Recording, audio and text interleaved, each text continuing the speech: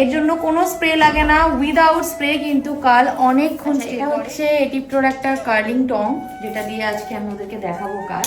এটাই আমি ম্যাক্সিমাম ক্ষেত্রে ইউজ করি, এই কার্লিং টংটা। এটা রোটেটেড রয়েছে এবং রোটেশন তোমরা চাইলে এটা বন্ধও করতে পারো। এখানে একটা সুইচ রয়েছে যেটাকে দিয়ে তোমরা চাইলে রোটেশনটাকে অফ করে দিতে পারো। এক সেকেন্ড, এই রোটেশনটা অফ হয়ে গেল, আবার চাইলে তোমরা রোটেশনটাকে অন করে নিতে পারো। তো রোটেশন টং ইউজ করাটা খুব হেল্পফুল হয় যারা বিগিনার তাদের জন্য স্পেশালি।